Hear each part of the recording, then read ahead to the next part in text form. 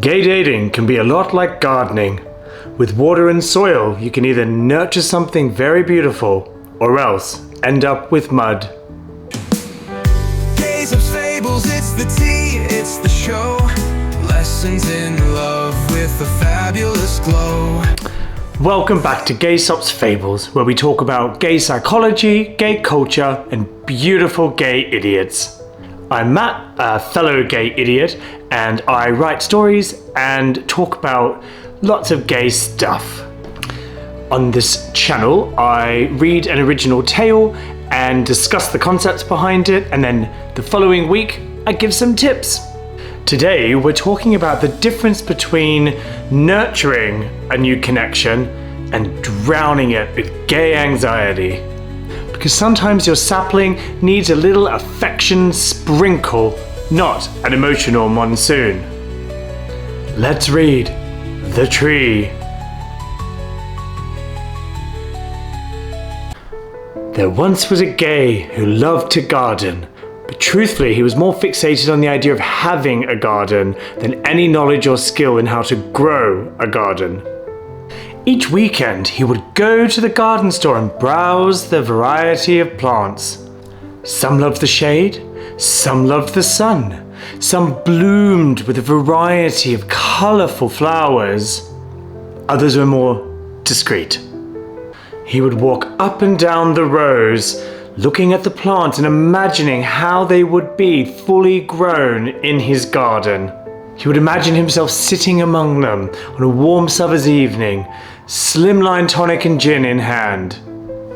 One weekend, the gay, was at the garden centre when he stumbled upon a beautiful looking young tree. A sapling with bright green leaves and a thick trunk. Immediately, the man saw his future with this tree. In his vision, it was fully grown and already the envy of the neighbourhood. He bought it without hesitation and took it home to plant it. He planted the tree in some shallow soil and gave it some water, just enough, he thought. He stepped back, admired his handiwork, and went inside. But then the doubt crept in. Did I water it enough? Surely I watered it enough. No, did I give it too much water? No, I didn't give it enough. He just wasn't sure anymore. A little more couldn't hurt, best to be on the safe side. He returned to the tree and gave it another soak. He returned inside. Oh, I've soaked the ground, but what if the leaves dry out? What if the trunk dries out? Maybe I haven't watered that enough. They're so delicate, those leaves. I'll just give them a quick soak. Back outside he went, watering can in hand. On and on it went until he managed to tucker himself out and collapse from exhaustion. In the morning he awoke with excitement and bounded outside to see how the tree was thriving in its new environment. He grabbed the watering can, just in case, and stepped out onto the patio, and to his horror, the tree did not seem to be doing very well. The soil was too wet. He panicked. The only thing he knew how to do in this situation was to withhold water. He slapped his hand, dropped the watering can, and went back inside and fought all of his urges to water the tree. Every time he went to pick up the watering can, just by default, he had to consciously stop himself. He did everything to focus on anything except watering that damn tree. He went to the gym, he did some cooking, he went to the cinema with friends. All the while, thoughts of watering lingered. After a few days of not watering the tree, he felt, it's time, it's been enough time. He grabbed the watering can and nervously set out to water the tree. He couldn't look ahead, only down at his feet. Step after step he took across the lawn, when finally he summoned the courage and looked up. The tree was dead. A few months passed, and after a while, he felt ready to return to that garden centre and try again. He reluctantly picked out a new tree, hiding even from himself his excitement and leaning into his cynicism that this tree too would die. But this time, he read the instructions. He followed the directions, planting the tree with just enough sun and providing the tree with just enough water.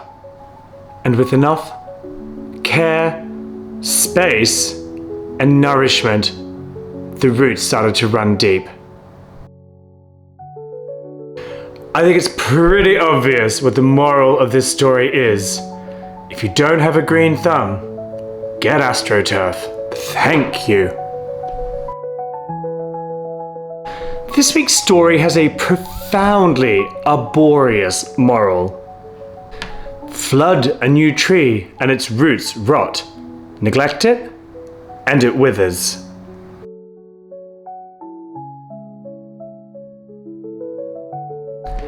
This is the intensity trap, where a pattern of emotional intensity in relationships gets confused with intimacy, chemistry. But quick in is more often than not a roadmap for quick out. A bright flame that doesn't slowly fade, it's snuffed. Attaching, not connecting. Roots, not roots. And my friends, there is a fundamental difference between attaching and connecting. They may feel the same. They may feel the same for years, but they are different. That desire to get to know the person, to be intimate, to be close, that could be attaching or connecting. So how do you tell the difference? Well, simply put, connecting comes from a place of curiosity and attaching comes from a place of anxiety. And people can be quite distant from their anxiety. They may feel genuinely curious about the person, but they're wanting to get to know these things about the person to reassure some anxiety within them that the person's the right fit, or that the person's not going to leave them, or that they can see the wedding bells and they're not going to fail in their quest for their dreams like they have so many times before. When you really peel those layers, it's a tricky thing. And by anxiety, I'm not talking about anxious attachment, though that is certainly part of it. That's the obvious one.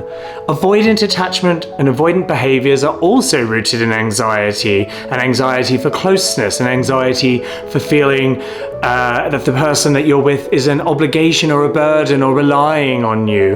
And so you create space to relieve your anxiety. Avoidant, anxious, any insecure attachment is rooted in anxiety. In contrast, connection is curiosity, genuine. Not learning about the person to run through a set of checkboxes you have in your head about who the ideal person is, or red flags in your head about what kind of person has hurt you in the past and which ones you need to avoid. Curiosity is also not telling a person who they are, fitting them into some pre-existing fantasy that's completely framed by your wants and needs. It's more natural and organic than that. Or so I'm told. So how can you tell the difference? Well, that's for next week. This week I'm talking about what's wrong with us, not how to fix us, silly homos. So if you're a person who's watched my earlier video, or you're a person on the internet, you will likely have heard about attachment theory. It's a great theory. I suggest you do some reading on it if you haven't heard about it. But this is gay psychology. And anecdotally, we do seem to have higher rates of insecure attachment than our heterosexual counterparts, though they give it a really good run. Straight relationships can also be wild and inappropriate, and there are secure gays, I'm told. But something is rotten in the state of Denmark. Shakespeare. So today I'm introducing another possible explanation for the insecurity epidemic in the gay community. Minority stress theory. Minority stress theory is based on the idea that queer people often deal with more stress because of how society treats them, and that extra stress can lead to worse health outcomes compared to straight people. And worse mental health outcomes are inextricably linked to worse relationship outcomes. The stress comes in two forms: proximal stress and distal stress. Distal stresses are external forces and events that serve to remind you that you are a minority.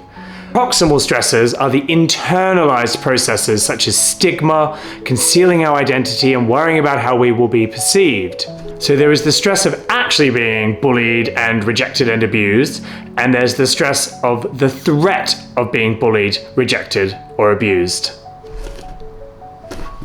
They'll both up.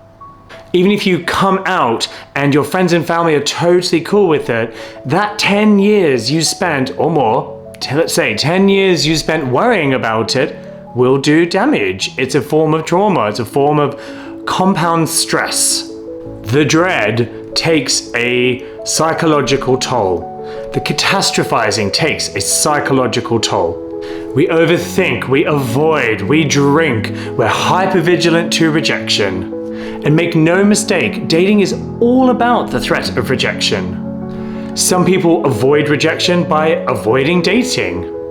Others avoid the time they spent worrying about being rejected by choosing people who are likely to reject them either very quickly or very continuously.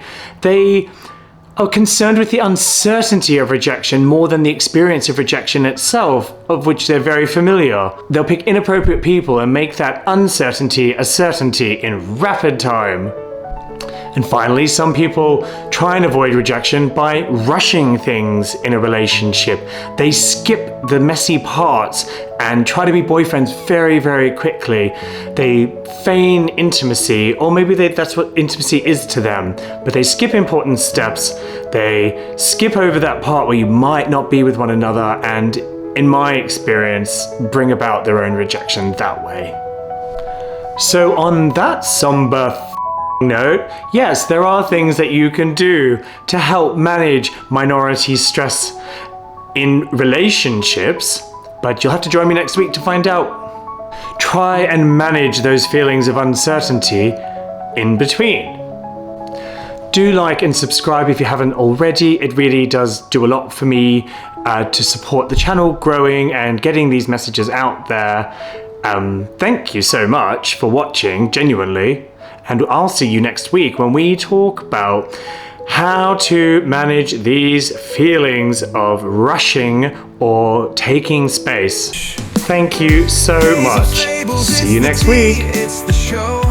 Lessons in love with a fabulous glow.